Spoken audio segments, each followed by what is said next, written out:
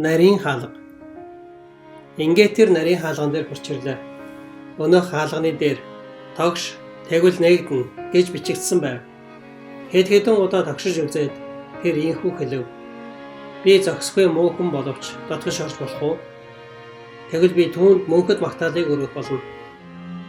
Эцэст нь сайн нэг эрэгтэй хүн хаалган дээр гарч ирэв. Түүний нэрийг сайн хүсэл гэх ажээ. Тэр хаалга тогшиж буй нэгэн хэн болохыг хаанаас яваг мөн юу хүсэж байгааг нь асуув. Би Сүрлийн хотоос яваг хүнд ачаа үрсэн өрөвдөлтэй нүгэлтэй хүн байна. Би эрэх уур хилэнгээс аврагдахын тулд Тэнгэрлэг хотыг зорин явж байна. Энэ хаалгаар дамжиж байж тэр хотод хүрнэ гэж сонссон. Та намайг оруулж болгоогооч гэж Кристиан хэлв. Тэгэхэд сайн хүсэл. Би ч бас таныг ороосоо гэж чин сэтгэлээсээ хүсэж байна гэж хэлээд хаалгаа цэлэдэлнэ. Кристианыг хаалганы босго даван алхтал сайн хүсэл түүнийг гинэт хүчтэй татан оруулав. Гайхаж цочсон Кристиан та юунд ингэв гэж асуухад сайн хүсэл ийхүү тайлбарлав. Энэ хаалганаас холгойхон газар Белзебул нэртэй нэг гун тайжийн босгосон цайз бий. Тэр зарц нарынхаа хамт энэ хаалган дээр явж ирсэн хүмүүсийг дотгош орхоос нь өмнө амжиж алах гэж цайзнаасаа сумаар харвдаг юм. Тэгэхэд Кристиан би баярлах мөртлөө бас ямар их айваа гэж хэлв. Кристианы дотгош орсны дараа сайн хүсэл энэ замыг түүнд хэн зааж өгснийг нь асуув. Евангелист намайг энэ хаалган дээр ирж тогш гисэн учраас би ирсэн. Тэр бас таныг юу хийх ёстойг минь надад хэлж өгнө гэсэн гэв. Таны өмнө нээлттэй хаалга байгаа бөгөөд үүнийг хинч хааж үл чадна гэж сайн хүсэл түүнд хэлв. Тэгвэл би зовсны эцэст амар амгалан олж авчээ хэмээн Кристиан баярлан хэлв. Тэгтэл сайн хүсэл түүнээс асуув. Гэхдээ яагаад ганцаараа ирсэн юм бэ? Учир нь эрх аюул байгаа гэдгийг манай хөршөөдийн хэн ч миний харсан шиг харж чадаагүй юм гэж Кристиан хариулв. Таны ийшээ явж байгааг мэдж байсан хүн би юу гэж сайн хүсэл асуув. Тийм ээ. Эхнэр хүүхдүүд маань явахыг минь хамгийн түрүүнд харсан бөгөөд эргэж ирэхээ гойн араас минь хашгирч байсан. Зарим хөршөөд маань ч буцаад ирэх хэмээн хашгирцгааж байлаа. Гэвч би жихээ хуруугаараа бөглөөд цааш аяллаа үргэлж байсан гэж Кристиан хариулв. Тэгтэл сайн хүсэл. Гэхдээ тэдний хэн ч таныг бусааж аваачаар ятахын тулд ирсэнгүй юу гэж асуухад Кристиан ирсэн. Зөрөөд ба тойлборгүй хоёр хөрш маань намайг ятахаар ирсэн. Гэвч зөрөөд ятгаж дийлэхгүйгээ мэдээд намайг хашгирч загнаж байгаад буцаад явсан. Харин тойлборгүй үлдээд цааш хэсэг хамт явсан гэв. Тэгвэл тойлборгүй яагаад энд ирсэнгүй вэ гэж сайн хүсэл асуув. Цохирлын намагт хүрээд бид хоёулаа тийшээ унчихсан юм. Тэгэхэд тэр маш их сэтгэлээр унаж цааш хамт явахгүй гэсэн. Тэр явсаар өөрийнхөө байшингийн ойролцоох хэсгээр намгаас гарсан. Явхдаа тэр Тэнгэрлэг хотоо өөрөө олж оч гэж хэлээд явсан. Ингээд тэр зөрүүдийн араас явж харин би нарийн хаалга хүрэх замаа үргэлжлүүлсэн юм гэв. Тэгэхэд сайн хүсэл. Үнэхээр харамсалтай байна. Өөрхий төлбөргүй. Тэнгэрлэг алдрыг тэрээр дэндүү багаар үнэлжээ. Мөн хамиг олж авахын тулд баг зэргийн хүндрэл бэрхшээлийг туулах нь юу ч биш гэдгийг ойлгоогүй болтой юм гэв. Дараа нь Кристиан ингэж ярив. Сая би төлбөргийн тухай ярьсан боловч үнэн дээр миний өөрийн хувьд ч гэсэн түүнээс дээрлэх зүйл байхгүй. Тэр өөрийнхөө гэр бүлд явсан бол харин би ертөнцийн мэрэгэн ухааны ертөнцлөг үгэнд хууртаж үхлийн зам руу иргэсэн юм. Сайн хүсэл. Тэр хуурам эхлэгч тантаагаас уулзаа юу. Тэр хууль ясны дээр очиж ачаагаа хөнгөлөөл гэж ятгсан уу? Тэд хоёулаа худалч өгөөд мэхлэгч нар. Тэгээд та түүний зөвлөгөөг аваа юу гэж асуув. Тэгэхэд Кристиан тийм ээ. Түүний үгэнд хууртан замаасаа гарч чадах хүртлээр явсан. Гэтэл хууль ёсны гэрийн ойролцоох хад толгой дээрээс минь нуурж орж ирэх гэж байгаа мэт байсан тул зогсохоосоор аргагүй болсон юм. Сайн хүсэл. Тэр ууланд олон хүн дарагдаж өгсөн. Цаашдаа ч олон хүн өөхөх болно. Харин та дарагдаж үлдэлгүйгээр зугтаж гарсан нь ямар сайн хэрэг вэ гэв. Кристиан хаажхаш мэдхэ болсон тэр үед евангелист намайг олж аваагүй бол юу тохиолдох байсныг би мэдэхгүй. Тэр намайг олж ирсэн нь үнэхээр Бурхны өршөөл байлаа. Эс бөгөөс би хизээч энэ нарийн хаалган дээр ирж чадахгүй байх байлаа. Гэтэл би энд одоо ингээд эсэм энд байж байна. Тэр ууланд дарагдаж өгөх байсан би энд тантай яриа зогсож байна. Нүгэлтэй намайг энэ хаалгаар орохыг зөвшөөрсөн нь ямар их нэгүсэл вэ? Сайн хүсэл. Энэ хаалга хүртэл явж ирсэн л бол өмнө нь хичнээн их гэм нүгэл үлдсэн ч бай бид тэр хүнийг оруулахаас татгалзахгүй. Тиймээс анд минь намайг дагаад яв. Би чамд явах ёстой замыг чинь зааж өгье. Чи өмнөө байгаа тэр нарийн замыг харж байна уу? Энэ бол даруй чиний явах ёстой тэр зам юм. Энэ замыг эцэг өвгөд хийгээд иш үзүүлэгчд мөн Христ болон түүний элч нар тавьсан бөгөөд энэ нь ямагт шулуун байх болно. Энэ бол чиний явах ёстой цорын ганц зам юм шүү гэв. Тэгтэл Кристиан замаа алдчихж болохоор ямар нэг эргэлт, ороомог мэт зүйл замд таарах уу гэхэд сайн хүсэл. Тийм ээ, энэ нарийн замтай огтлолтсон хажуугийн олон замууд бий. Гэхдээ тэдгээр нь дахир бас өргөн байх болно. Үүгээр чи аль нь зөв, аль нь буруу гэдгийг ялгаж чадна. Чиний явах ёстой зам үргэлж нарийн бас шулуун байна гэв. Дараа нь намайг зүүдэндээ харахад Кристиан сайн хүслээс нуруунд дээрх ачаанаасаа ангижрахт нь тусалж чадах хэсгийг асууж байв. Учир нь тэр өөр хэн нэгний тусламжгүйгээр тэр үүнийг яасан ч хийж чадхааргүй байв. Гэвч сайн хүсэл тунд авралын газарт хүрч очихлоо ачаагаа төгшөөлгүй үүсээр байв. Тэнд очих үед тэр чиний нуруунаас аяндаа унах болно гэв. Хэлмэрчийн гэр. Ингээд Кристиан явах бэлтгэлээ базааж эхлэв. Сайн хүсэл тунд энэ хаалганаас цааш жаахан яваад хэлмэрчийн өргөнд хүрэх болно. Хаалгыг нь тогшвол хэлмэр чамд үнэтэй сургамж болох зүйлүүдийг харуулах болно гэв. Сайн хүсэл түүнд сайн сайхныг өрөөж тэд салхас хийгээд Кристиан цааш аяллаа үргэлжлүүлв. Кристиан хэлмэрчийн өргөнд ирээд хаалгыг нь хэдэн удаа тогшов. Төдөлгүйд нэгэн хүн гарч ирээд түүний хэн болохыг нь асуув. Эрхмээ, би сайн хүслийн хэлсний дагуу энд тусламж хүсгээр ирсэн мөргөлж байна. Би энэ өргөний эзэнтэй уулзах гэсэн юм хэмээн Кристиан өгүүлв. Зарцч гэрийн эзнийг дуудахад төдөлгүй тэр ирж түүнээс өөр юу хүсэж байгааг нь асуув. Эрхмээ гэд Кристиан цааш ингэж ярив. Би Сүрлийн хотоос яваа хүн бөгөөд Тэнгэрлэг хотыг зорин аялж явна. Нарийн хаалган дээр очих үед сайн хүсэл гэж хүн энд ирвэл таныг надад сайн сургамж болох зүйлүүдийг харуулах болно гэж хэлсэн юм. Та миний цаашлын замд сайн туслаад өгөөч гэхэд орно хэмээн хэлмэрч түүнийг ураад би чамд хэрэг болох зүйлүүдийг харуулъя гэв. Хэлмэрч зарцтай лаа асаахыг тушааж харин Кристианаас өөрийг нь дагахыг хүсв. Тэд дотоод өрөөний өмнө ирж хаалгыг нь онгоолгов. Өрөөний хан дээр маш нухацтай царайтай нэгэн хүний зураг өлгөөтэй байхыг харав. Зурган дээр хүн харцаа тэнгэр өөд хандуулсан байсан ба гартаа дэлхий дээрх хамгийн шилдэг номыг барьсан байв. Дуруул дээр нь үнний хууль бичигдсэн байсан ба ард нь дэлхий зурглаастай байв. Зогсож байсан түүний тэргүүн дээр алтан тэтэм тавиастай байсан ба царайнд хүмүүсээс ямар нэг зүйлийг хичээнгүйлэн хүсэж буй мэт харагдаж байв.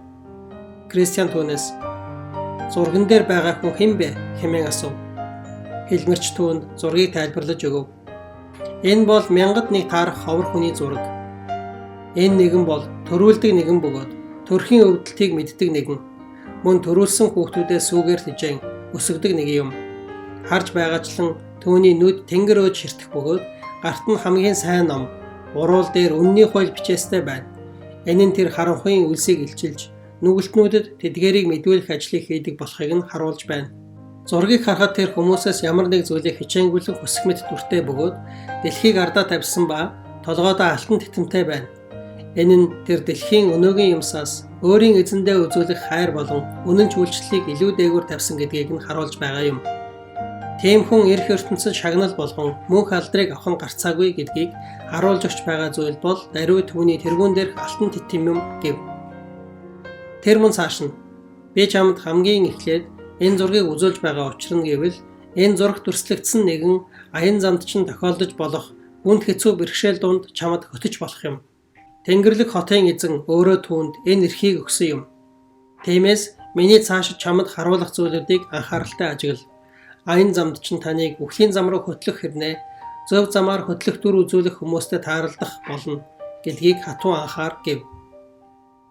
Дараа нь тэр Кристианы гараас хөтлөн маш том танхимд оруулав. Эзэж шүрдэж байгаагүй тэр өрөөг тоос дарсан байлаа. Кристиан энэ бүхнийг ажиглан зогсох зуур элмэрч өрөөг шүрдэхээр хүн дуудав. Түүний шүрдэж эхлэмэгц өрөөн дотор бөөн тоос босож Кристиан ч хахаж цацаж эхлэв. Тэгтэл хэлмэрч ойрхон зогсож байсан охинд хандан ус авчирч шүрш гэж хэлв. Түүнийг ус авчирч цацсны дараа өнөө хүн өрөөг төвөггүй шүрдэн цэвэрлэж дуусгав. Энэ нь ямар утгатай болохыг Кристиан асуув. Элмерч үүнийг ингэж тайлбарлав. Энэ өрөө бол сайн мэдээний нэгүслэр хязгаарч ариусгагдаж байгаагүй хүний зүрх сэтгэл юм. Харин тоос бол хүний төрлөх гэм нүгэл бөгөөд энэ нь хүнийг бүхэлд нь бузарлаж байдаг дотоод ялзрал юм. Өрөөг эхлээд шүүрдэж эхэлсэн тэр хүн бол хууль юм. Харин дараа нь ус авчирч цацсан тэр охин бол сайн мэдээ мөн. Тэр хүн шүүрдэж эхэлмэгц өрөөнд тоос шороо дэгдэж цэвэрлэхэд улам бэрх болж чийч амьсгалах аргагүй болж тоосонд хахад цацсан.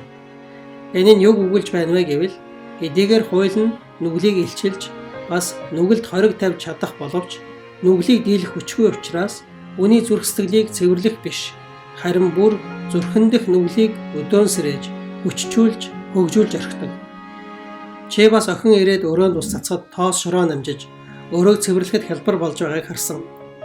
Энэ нь ариун бас эрхэм сайн мэдээ нь хүний зүрхэнд тунхаглагдах үедээ хэрхэн нөлөөлдгийг харуулж байна. Чиний харсанчлан охиныг ус цацах үед тоос дарагдсан.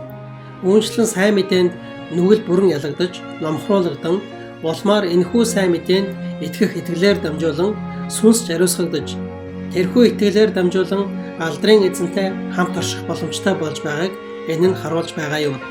Хэлмэрч түүнийг дагуулan бас нэг жижиг өрөө рүү орж байхыг би зүудэндээ харлаа. Тэнд хоёр хүүхэд байсан бөгөөд тус бүрдээ нэг сандал дээр суусан байв. Том хүүгийн нэрийг Улайрах, удаах хүүгийн нэрийг Тэвчээр гэх ажээ. Том хүү Улайрах нь маш сэтгэл дундуур харагдаж байв. Харин баг хүү Тэвчээр нь чимээгүй сууж байх юм. Тэгэхэд Кристиан асуув. Улайрах яагаад юм сэтгэл дундуур харагдана вэ? Тэгэхэд хэлмэрч эцэг нь тэдэнд ирэх жил хамгийн сайныг хүлээн автлаа хүлээ гэж хэлсэн юм. Гэвч Улайрах тэдгээрийг яг одоо авахыг хүссэн. Харин Тэвчээр хүлээхийг илүүд үзсэн. Тэгээд намайг харахад нэгэн хүн ирж уудтай эрдэнэс авчран Улайрахын хөлд нь асгаж өгөв. Улайрах бэлгийг яаран задлж баяр хөөр болж байв. Ингэх зураа тэр мөн Тэвчээрийг шоолж байх юм. Гэвч тэр удалгүй бүгдийг нь өрн таран хийж дуусгаад хэлтэрхий төдий зүйлтэй үлдсэн байхыг би харав. Үүнийг харсан Кристиан Хэлмэрчээс энэ нь ямар утгатай болохыг нарийн тайлбарлаж өгөхийг хүсэв. Хэлмэрч ингэж ярив. Энэ хоёр хүү бол бэлэгдлийн шин чанартай. Улайрах бол энэ ертөнцийн хүмүүсийг бэлэгдэж байна. Харин Тэвчээр бол эрх ертөнцийн хүмүүсийн бэлэгдэл юм. Чиний харж байгаачлан Улайрах нь яг одоо энэ жил энэ амьдралдаа бүгдийг нь олж авахыг хүсэж байна. Үүнчлэн энэ ертөнцийн хүмүүс ч сайн сайхан хувиа яг одоо олж авч байж л сэтгэл нь амардаг. Ирэх жил өөрөөр хэлбэл ирэх насандаа олж автлаа хүлээж чадахгүй. Бутан дундах хоёр шувуунаас гарт байгаа ганц шувуун дээр гисэн зөөр үг нь тэдний хувьд эрх ертөнцийн үнцний талаар судар дээр бишүүлдээсэн Бурхны гэрчлэлээс илүү эрх мэдэлтэй байдаг. Гэвч чиний харсанчлан Улайрахад байсан нь ахархан хугацаанд өрн таран болж хэлтэрхийгээс өөр зүйл үлдсэнгүй. Үүнчлэн энэ ертөнцийн төгсгөлдч тэдгээр хүмүүс бас тийм байх болно. Тэгэхэд Кристиан Тэвчээрийг мэрэгэн ухаантай гэж хэлэх олон шалтгаан байна гэж би бодож байна. Нэгдүгээрт хамгийн сайныг хүлээн авахын тулд Тэвчээртэй хүлээж байгаа нь түүний мэрэгэн ухаан юм. Хоёрдугаарт Улайрах хэлтэрхий дэдий зүйлтэй үлдсэн байхад харин тэр Тэвчээртэйгээр олж авсан зүйлийнхээ учир баяр хөөртэй байх болно гэв. Хэлмэрч тийм ээ үнэн. Түүнийг мэрэгэн ухаантай гэж хэлэх бас нэг шалтгаан бий. Тухайлбал эрх ертөнцийн алдар нь мөнхөд алга болохгүй. Харин энэ ертөнцийн алдар бол төрхөн зурих. Тийм учраас энэ ертөнцид хамгийн сайныг нь олоод авчлаа хэмээн Улайрах нь Тэвчээрийг шоолох биш. Харин хожим хамгийн сайныг олж авах Тэвчээр нь Улайрахыг шоолох ёстой байсан юм. Тиймийн тул оногдох хувиа төрүүлээд хүртчихсэн нэг нь түүнийгээ зөвхөн энэ насандаа л зарцуулдаг бол харин сүүлд хүлээн авсан нэг нь түүнийгээ мөнхөд эдлэх болно. Баян хүнд хандаж Есүсийн хэслэн ч ийм учиртай. Ингэхдээ тэр "Хөө минь чи амьдралынхаа туршид сайн сайхан зүйлээ хүлээн авахд тэрчлэн Лазарч муугаа авсныг чи санаач. Харин одоо тэр энд тайтгарч чи энд зовж байна" гэж хэлсэн байдаг гэлээ. Тэгэхэд Кристиан би өнөөгийн дэлхийн юмсыг хүсэх биш. Харин эрх ертөнцид эдлэх баяр хөөргийг хүлээн авах нь мэрэгэн ухаан гэдгийг харлаа гэж хэлв. Хэлмэрч хариуд нь таны хэлж байгаа үнэн. Учир нь харагдах зүйл бол төр зурих, харин үл үзэгдэх зүйлс бол мөнхийнх юм. Гэвч одоо байгаа юмс болон бидний махан биеийн дур хүсэл нь нэг нэгнтэйгээ ойрхон хөшөөд мэт байдаг бол харин эсвэргээрээ дэлхийн сэтгэлгээ болон эрх зүйлс нь нэг нэгнээ үл хүлээн авах харь хүмүүс мэт байдаг гэв.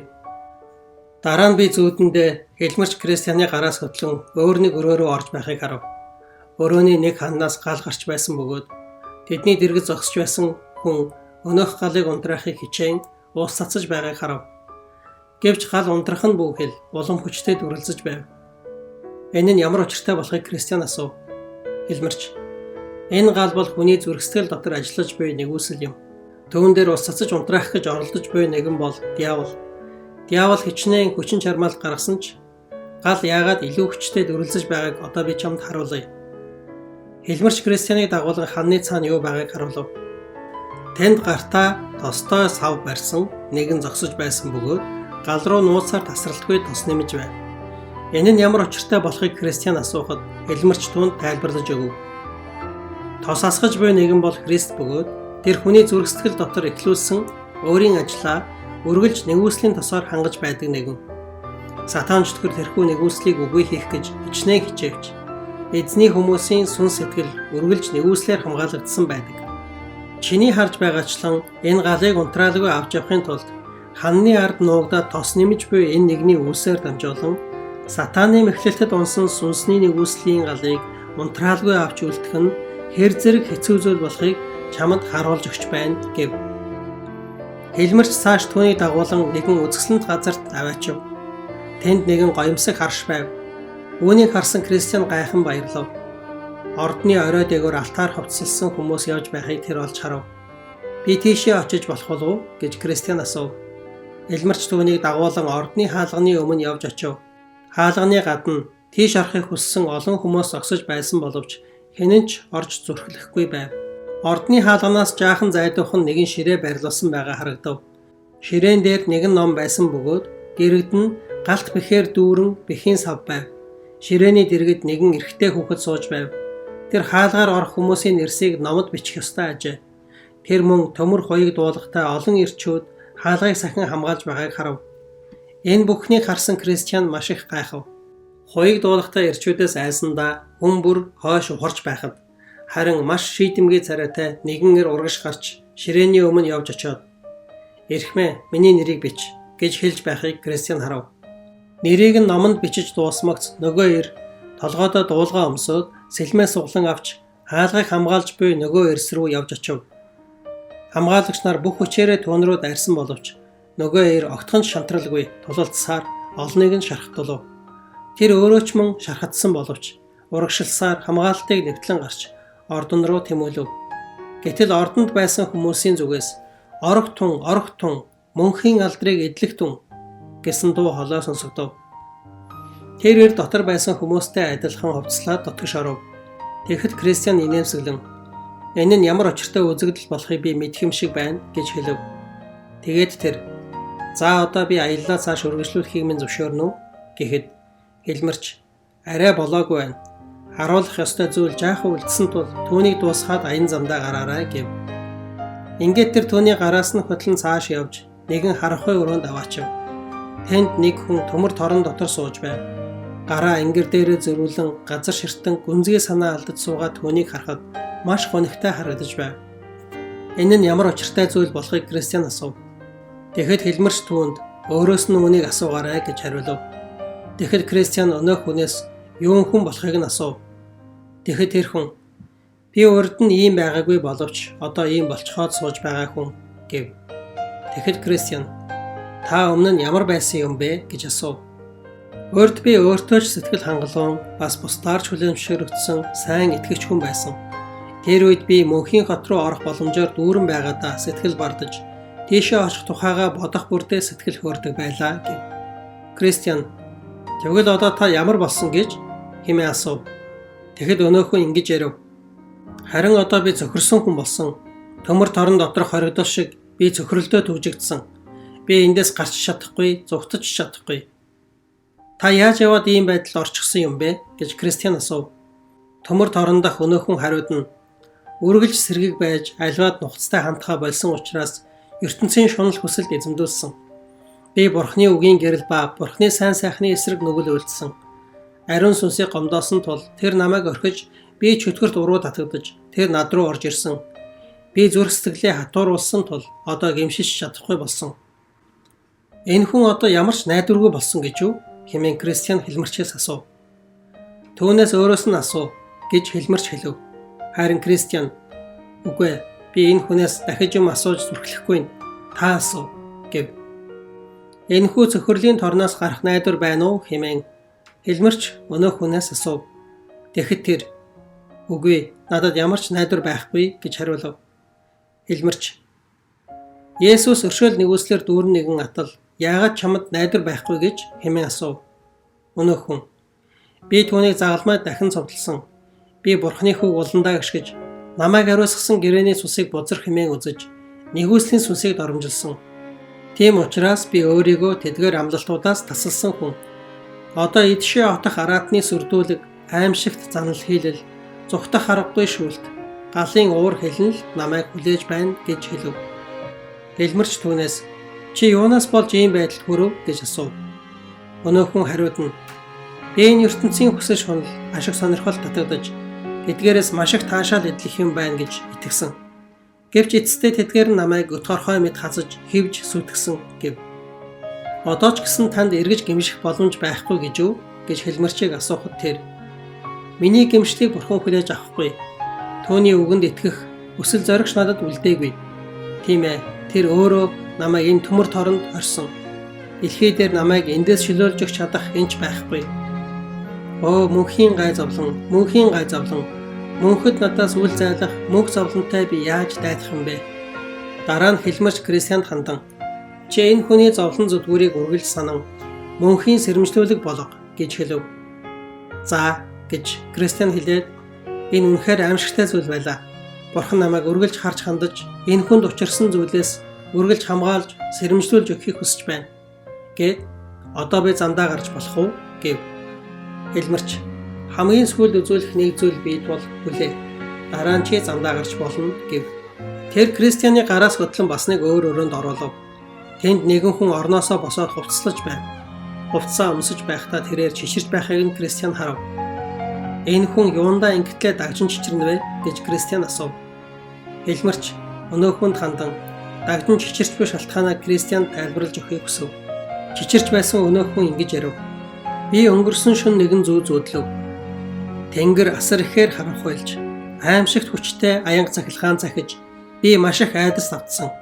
Зүүдэн дотроо би тэнгэр дэх үйлс салхинд маш хурдтайгаар туугдаж байхыг харсан ба мөн бүрээ чанга дуурахыг сонсов.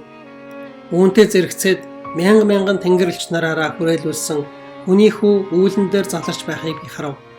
Тэд бүгд галын дүл дунд байсан бөгөөд тэнгэр тэр чигтээ галын дүлөөр бүрхсэн байв. Тэгтэл би үхэхстэй шүүгдэхийн тулд босцгоо гэх тушаалын дууг сонслоо. Үүний дараа хаднууд хагарч, буршнууд нэгдэж, үхэхсэд гарч ирцгээж байв.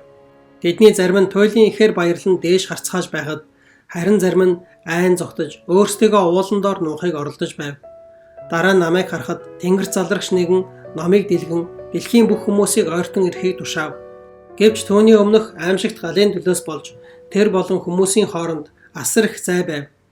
Энэ нь яг л шүүхийн тахимдах шүүгч болон яллагдагчийн хооронд байдаг зайтай адил байв. Үүлэн дээр залрагч нэгэн нь тэнгэрлэгч нартай хандан сүрэл хэвэг хальсыг унтрашгүй гал шата гэхийг би сонсов.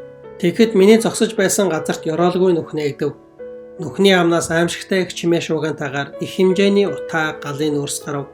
Үүлэн дээр залрагч нэгэн тэнгэрлэгч нартай хандан миний улаан будаануудыг цоглуулж сарвчанд овоол гэж тушаахыг би харав. Үүний дараа олон хүмүүс үүлөөд аваачигдаж байхыг харсан боловч би аваачигдлгүй хоцров. Би ч бас зүхтаж нуугдахыг хүссэн боловч үүлэн дээр заларч байсан нэгний харц намайг ширтэж байсан тул би чадсангүй. Мөс чанар маань намайг тал бүрээс минь буруутхан чичилж байгааг би мэдрэв. Тэгээд би нойрносоо сэрэв гэж ярьлаа. Тэгэхэд Кристиан үдсэн үзэгдэл чинь таныг яагаад ингэж их айлгав гэж асуухад өнөөх хүн яах юу байх вүлээ? Шүүлтийн өдөр ирлээ гэдгийг би мэдсэн боловч үүнд бэлэн биш байгаагаа харсан юм. Тэр дундаа намайг хамгийн их айлгсан зүйл бол тэнгэрлэгч нар дэргэд маань байсан хэд хэдэн хүнийг дээш аваачих мөртлөө намайг үлдээсэн явдал байв. Дараа нь тамийн нүх яг миний хажууханд нэгдсэн. Бус чанар маань намайг тарчлаан зовоож байсан. Намайг тэнд зогсож байхад шүүгч надаас харцаа салгаагүй бөгөөд түүний нүд маш ууртай бас дургуутсан харцтай байсан гэв. Хэлмэрч Кристианд хандаж "Чи энэ бүхнийг сайн харж авсан уу?" гэж асуув. Кристиан "Энэ бүхэн нь надад найдвар бас айдсыг төрүүллээ" гэв. Тэгэхэд хэлмэрч "Сайн байна" гэж хэлээд "Энэ бүхнийг ухаан бодолтой сайн хадгал. Тэгвэл эдгээр нь чиний явах ёстой замд чинь түлхэх хүч болж өгнө" гэлээ. Ингээд Кристиан аян замаа үргэлжлүүлэхээр захив. Хэлмэрч түүнд "Сайн Кристиан, тайлгууруулагч үргэлж чамтай хамт байж Тэнгэрлэг хотод хүрэх замд чинь чамайг чиглүүлж өгөх болтугай" хэмээн өрөв. Кристиан "Би энд эрхэм ашиг тустай олон зүйлийг харлаа. Баяр хөөртэй бас аимшигтай зүйлүүдийг ч харлаа. Тэдгээрийг бодох бүртээ би надад үлдээсэн сургамжуудыг нь санах болно. Сайн хэлмэрч танд маш их баярлалаа" гэж хэлээд салан одов. Загалмай. Кристианы алхаж байсан замын хоёр хажуугаар хан босгосон байхыг би харав. Энэ ханы нэр бол Аврал байв. Ачаагаа үрсэн Кристиан энэ замаар гүйж байв. Нуруун дээрх хүнд ачаанаасаа болж тэр маш зовлонтой байгаа нь харагдаж байв. Толгод дээр босгосон загалмайг чиглэн тэр гуйлаа. Загалмайн доод хэсэгт хад ухаж хийсэн нэгэн булш байсан ба амсар нь онгорхой байв. Кристианы загалмайн дэргэд явж очиход мөрөн дээрх ачаа нь өөрөө аяндаа гулган унахыг би зүүдэндээ харав. Ачаа нь доош өхөрсөөр өнөөх булчны ам дээр хурч дотгош өнгөрөн одов. Биеийн хөнгөрч баяр хөөрөөр дүүрсэн Кристиан "Есүс зовлон эдэлж надад амрууллыг өгчээ. Есүс өгөж надад амийг өгчээ" гэв. Загалмайн дэргэд ирэнгүүт хүнд ачаа нь өөрөө мултарч унаад биеийн хөнгөрсөн ихэд гайхсан Кристиан үүнийг тунгаан бодохоор хэсэг зуур зогсов. Хоёр хацрыг нь даган нулимс орсож байгааг ч тэр анзааралгүйгээр загалмайн доор гайхшран зогссоор байв. Түүнийг инхүү зогсож байх зуур гэрэлтсэн хувцастай 3 хүн гарч ирээд "Амар амгалан чамтай хамт байг" хэмээн мэдчлэв. Эхний хүн түүнд "Нүглүүд чинь уучлагдсан" гэж хэлв. Хоёр дахь нь Кристианы өмсөж байсан ноорхой дээлний оронд шин сайхан дээлийг өмсгөв. Харин гурав дахь нь Кристианы духан дээр тэмдэг тавиад түүнд лацтай хуйлмал ном өгөв. Тэгээд тэр 3 хүн Кристианыг орхин явв. Маш их баярлсандаа Кристиан 3 удаа өсрөв. Тэр дуу аялан замдаа гарав. Өнөө хүртэл би нүглийн ачаа үүрсээр ирсэн. Энд иртлээ би зовлон шаналлаасаа салж чадаагүй. Гэтэл энэ юутай сайхан газар вэ? Энэ бол аз жаргалын маань эхлэл. Учир нь энд ирж байж л нуруунаас минь ачаа мултарсан юм. Учир нь энд ирж байж л хүлээстэй гинжнээсээ салсан юм. Ерөөлтэй зам, ерөөлтэй булш. Миний төлөөд оромжлуулсан Бурхны хүү ерөөлтэй. Ийхүү баяр хөөртэйгээр цааш явж байгаад Кристиан нэг хөндийд хурч иртэл тэнд замаас жаахан зайдуухан 3 хүн унтаж байхыг би зүүдэндээ харлаа. Унтаж байсан тэр 3 хүн хөлөндөө гинжтэй байсан бөгөөд нэгийг нь хөнгөн, нэгнийг нь залхуу, нөгөө нь бардам гэх ажээ. Тэднийг сэрэхээр дөхөж очоод Кристиан чанга дуугаар "Хөөе, та нарын энд унтаж байгаа чинь ёроолгүй өхлийн тэнгисийн мандал дээр хэвтэж байгаа эсвэл усан онгоцны шургаагны үзүүр дээр нойрсож буйтай адил аюултай хэрэг биш үү? Бошуухан сэрээд наанасаа холд эсвэл би гинжээг чинь таслаад өгье. Хэрвээ энд архирах арслан ирвэл та нар лав түүний идэж болох байх." Кристианы ингэж хэлхийг сонссон тэд түүн рүү өнгийн хараад ингэж хэлцгээв. "Хөнгөн, надад лав ямар ч аюул мэдрэгдэх зүйл алга. Гэхэд залах уу? Дахиад жаах унтнаа хөө" гэв. Харин бардам "Сав бүр өөрийн ёроол дээрээ тогтож байдаг. Бусдын хэрэгт хошуу дүрлгүй, өөрийнхөөгөө хичээ. Бидэнд чиний тусламж хэрэггүй" гэв. Тэд ингэж хэлээд бүгд унтахаар хэвтцгээв. Кристиан ч замаа хөөв. Гэхдээ түүний сэтгэл амарсангүй. Аюултай байдлыг нь ойлгуулж өгч, нойрноос нь сэрэж, хөлнийх нь гинжнээс сулж өгье хэмээн найрсгаар хандаж байхад тэд тийхүү бүдүүлэг зан гаргасныг нь бодохоор гайхаж, бас тэдний төлөө санаа зовж байв. Ийм таагүй зүйлийг бодсоор алхаж байтал 2 хүн нарийн замын зүүн хашааг даван орж ирж байгааг тэр харав. Тэд Кристиан руу дөхөж ирэв. Тэдний нэрийг Хэлбэр ба 2 нүрт гэх ажээ. Кристиан тэдэнтэй ярилцав. Кристиан "Та хоёр хаанаас хаа хурч яваа юм бэ?" гэж асуухад тэд бид Хоосон алдар гэдэг хотод төрцгөөсөн хүмүүс. Харин одоо мөнх алдрыг олж авахаар Тэнгэрлэг хотыг зорин явж байна да" гэв. Тэгэхэд Кристиан "Тэгвэл та нар яагаад замын эхэнд байсан үүдээр орж ирлгүй, харин хашааг нь давж орж ирнэ вэ? Хашаанд үүдээр орлгүй өөр газраар давж ордог хүн бол хулгайч, дээрэмчин мөн" гэж сударт бичсэнийг та нар мэдэхгүй гэж юу? Гэж хэлв. Тэгэхэд хэлбэр болон хоёр нууртнаар ингэж ярив. Хашаа руу орохын тулд үүд хүртэл явж хүрэх нь хэтэрхий хол гэж манай нутгийнхан ярьдаг. Харин үүний оронд товчилж шууд хашаад авч ирэх нь бидний хувьд бараг уламжлал болсон зүйл учраас бид ч бас үүний дагуу л хийж байна гэв. Кристиан гайхаж, "Гэхдээ ингэх нь бидний зорж буй Тэнгэрлэг хотын эзэн болох Бурхны хүслийг үл ойшоож ёс бусаар үйлдэж буй хэрэг гэж хэлээгүй билүү?" Гэхэд хэлбэр 2:2 Кристианд, "Дөт замаар явж ирээд хашаад авч орох нь уламжлал хийгээд ёс заншил болсон тул чиний санаа зовох зүйл биш" гэд. Хэрвээ хүсвэл энэ нь хэдэн мянган жилийн турш ингэж үйлдэгдэж ирсэн уламжлал гэдгийн нотлохойг харуулж болно гэж хэлв. Кристиан, "Гэвч таны энэ үйлдэл шүүхтээр очих үед хэрхэн шийдэгдэх бол?" гэж асуув. Тэд, "Энэ чинь хэдэн мянган жилийн түүхтэй уламжлал юм чинь аль ч шудрах шүүгч хууль ёсны гэж хүлээн зөвшөөрөхөнд дамжиггүй. Тэгээд ч бид энэ зам руу орж ирсэн нь л чухал болохоос хаанаас яаж орж ирсэн нь юун тийм чухал гэж хараад байхад чи бол үүдээр орж ирсэн хүн шиг байна. Бид нар хашаад авч орж ирсэн ч гэсэн чамтай адилхан л явж байна. Бидний хооронд одоо ялгараад байх зүйл юу байна вэ?" гэцгээв. Тэгэхэд Кристиан, "Би эзний дүрмийн дагууг байсан. Харин та нар өөрсдийнхөө дураар ёс бусаар үйлдсэн. Энэ бидний ялгаа. Энэ замын эзэн та нарыг хэдийн хулгайч гэж тооцсон. Тэм учраас замын эцэст зорьсон газраа хүрэх үед та нарыг жинхэнэ мөргөлчд гэж тооцохгүй. Эзний удирдлаггүйгээр өөрийн дураар энэ зам руу орж ирсэн та нар өршөөлгүйгээр хөөгдөх болно" гэж хэлв. Тэгэхэд тэд өөр юу ч хэллгүйгээр зөвхөн "Бусдын хэрэгт бүү оролц, өөрийгөө хичээ" гэж хэлээд яв. Үүнээс цааш тэд хоорондоо үгсэлсэнгүй, дуугүй алхацгаав. Хэсэг хугацаа өнгөрсний дараа өнөө хоёр Кристианд хандаж хэлв. "Хууль хийгээд тушаалуудыг сайн сахих тал дээр бидэнд асуудал үгүй тул чамаас ялгарх зүйл алга. Зөвхөн чиний өмссөн дээлчин л биднийхээс өөр харагдаж байна. Нүцгэн байдлыг чинь ичхүүр ил болчихгүй тул өршөөд чинь чамайг өрөвдсөндөө л хийж өгөө биз." Гэхэд Кристиан, "Нарийн үүдээр орж ирээгүй та нар хууль болон тушаалуудыг сахиснаар аврагдаж чадахгүй.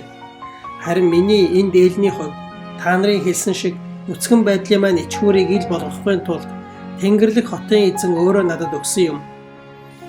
Ноорхоо дээлнээс өөр өмсөх зүйлгүй надад ийм сайхан дээл өмсгсөн нь эзний надад үзүүлсэн энергийн нотлохоо гэж би боддог. Үгээрч зогсохгүй.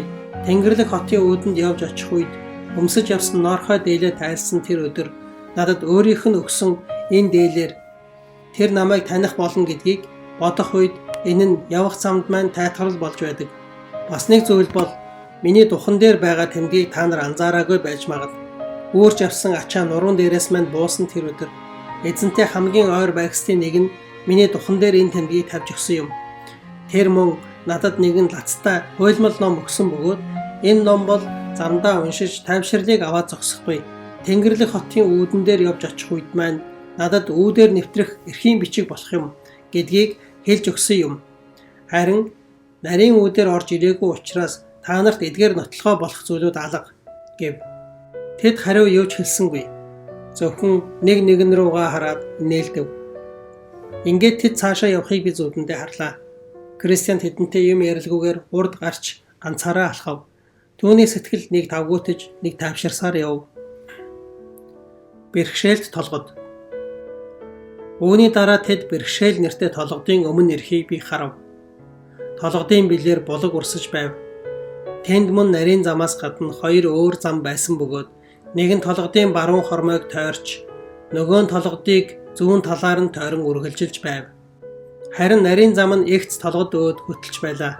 Кристиан булаг өөд очиж усуун амныхаа цангааг тайлаад толгодын орой өөд хөтлөх нарийн замаар орж алхав. Уул хэдий өндөрч гэсэн би өксөх замыг сонгосон. Хэцүү бэрхшээл сэтгэл минь гонсоохгүй. Зөвхөн энэ зам амруу хөтлөхийг би мэдсэн. За зүрхээ чангал, айдсаа хөөн зайлуул. Явхад амарханч, золгүйдэлд хүргэх замаар явснаас явхад хэцүүч зөв замаар явах нь хавьгүй дээр. Хэсэг хугацааны дараа араас ирж байсан хоёр ч уулын хормойд хурч ирэв.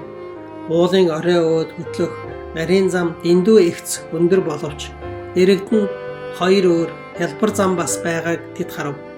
Мөн уулын нөгөө талд гарах үед эртээтергүй энэ хоёр зам Кристианы сонгосон эгц өндөр замтай нийлэхэр харагдаж байсан тул тэд хялбар замуудыг сонгоцгоо. Энэ хоёр замын нэр гэвэл нэг нь аюул, нэг нь сүүрэл байв. Өнөө хоёр хүний нэг нь аюул хэмээх замыг сонгов. Зам түүнийг асар шигүү ой руу хөтлөн оруулж тэр тэндээ төөрөв. Харин нөгөө нь сүүрэл гэдэг замыг сонгосон бөгөөд тэр нь түүнийг харанхуй нүхээр дүүрэн өргөн тал руу хөтлөв. Тэр тэдгээр нүхний нэг рүү унаад дахин босож чадсангүй. Дараа нь би уулын орой өд масаж байгаа Кристианыг олж харав. Эхлээд гүйж байсан тэрээр алхаж эхлэв. Уул эгц байсан учраас тэр сүүлдээ өвдөглөн өлхөж байгааг нь би харлаа. Замын голд ирэх үед тэнд ядарсан аялагчдад зориулан толгодын эзний хийж тавьсан аятайхан сарвч байхыг олж харав. Кристиан тэнд ирээд амархаар суув. Дараа нь тэр өврөөсөө номоо гаргаж ирээд тайвширхын тулд уншив. Мөн загалмайн дэргэд байх үед өөрт нь өвдсөн дээлээ нааш цааш эргүүлэн хард суув. Ийхүү хэсэг хугацаанд цэргэхээр амарч суусан Кристиан эцэстээ нойрмолж дараа нь гүн нойронд автав. Тэр орой болтол унтав. Унтаж байхдаа тэрээр гарнаасаа хуйлмал номоо унагснаа мэдсэнгүй. Тэр үед нэгэн ир ирж унтаж байсан түүн рүү чанга дуугаар "Залхуу минь чи яв. Шоргоолж юу хийдгийг ажиглан хар. Ухаантай бай" гэж хэлв. Энэ дунд цочин сэрсэн Кристиан өвсрөн босож уулын орой өд яаран алхав. Санаа зовлт ба эргэлзээ. Тэр явсаар уулын орой дээр хүрэхийн алдад хоёр хүн өмнөөс нь гүн ирж аваа харагдав. Тэдний нэгийг нь санаа зовлт, нөгөөг нь эргэлзээ гэх ажээ. Кристиан тэднээс "Ирэх мүү дээ, юу болов? Та нар чинь яагаад буцаад уруудаж байдаг гэлээ?" гэж асуув. Тэгэхэд санаа зовлт "Бид Тэнгэрлэг хотыг зорин аялж байгаа юм. Гэтэл явах тусам зам улам бүр аюултай болоод байх юм. Тиймээс бид одоо буцацгааж байна да" гэхэд эргэлзээ "Сая бидний замд арслан таарлаа. Унтаж байсан уу, сэрүүн байсан уу мэдэхгүй ч биднийг тастад хайчих вэ хэмээн маш их айлаа. Бүр бодхоос ч амар юм" гэж ярив. Тэгэхэд Кристиан "Та нар намайг бүр айлгачихлаа. Гэхдээ би одоо өөр хайчих билээ дээ. Утга руугаа буцна гэхээр хожим гал хөхөр дээрээс бууж мөхөх нь гарцаагүй. Миний аюулгүй байж чадах газар бол зөвхөн Тэнгэрлэг хот. Тиймээс би чигээрээ явах ёстой. Ухралт хийлээгээд хүлээж байгаа зүйл зөвхөн үхэл. Харин мөнх ам бол миний урд байна. Тиймээс би зөвхөн урагшлах ёстой." Ингээд эргэлзээ санаа зовлт хоёр уулнаас уруудаж харин Кристиан цааш өгсөв. Замдаа тэдгээр ирчүүдээс сонссон зүйлээ бодохоор түүний дотор айдас төрж байв. Тайвширхын тулд тэрээр хуйлмал номоо уншихаар өврөө ухтал байсангүй. Тэр маш их айн сандарч яахаач мэдэхгүй байв. Учир нь тэр бол түүний Тэнгэрлэг хот руу орох эрхийн бичиг байв. Ихэд айд сандарсан тэрээр юу хийх ёстойгоо мэдэхгүй хэсэг зогсов. Тэр замын дунд сарвчин дор унтаж амарснаа гинт санав. Тэрээр өвдөх сөвдөн суугаад бодлогогүй үйлдэлийнхээ төлөө бурхнаас өршөөл гуйн залбирав. Ингээд тэр хуйлмал номоо хайж олохоор явсан замаараа буцав. Буцаж яваа Кристианы зүрх сэтгэлийн уй гашуу үгээр илэрхийлэх аргагүй байв. Тэрээр байн санаа алдаж, заримдаа уйлсаар уруудаж байв. Ядарч яваа мөргөлчдийг жаахан амраад яв гэж босгосон сарвчны дор бүр нам унтчихдаг тэнэг толгой хэмээн өөрийгөө зүхэж байв. Замд тайтгарал болж байсан номоо олж магадгүй хэмээн найдан замдаа тэр тал бүр тийш анхааралтай ажиглан яв. Явсаар унтаж орхисон өнөөг сарвчныхаа дор ирэв. Сарвчин дээр ирмэгц жаахан амрах гэж суугаад тэр чигтээ унтаж орхисноо бодохоор гуниг гутрал нь улам бүр нэмэгдэв. Тэрээр гашуудан уйлж "Өө би ямар хөөрхилтэй хүн бэ? Би яаж ийм чухал замд унтаж чадваа?" Ядарч яваа мөргөлчдийг төрхөн зуур амраад цааш явг гэж босгосон сарвч хатал би үүнийг бие махбодын таатай боломж болгож байдаг. Ямар ч хэрэггүй эргэж буцаж хичнээн явбаа. Израилийн ард түмэнч бас үйлдсэн гэм нүглээсээ болж улаан тэнгисийг гатлан ирсэн замаараа эргээд буцах ёстой болж байсан шиг. Ингэж мөнхөөлөн унтаагүй бол хэдийн баяр хөөртэйгээр замд явж байх байсан.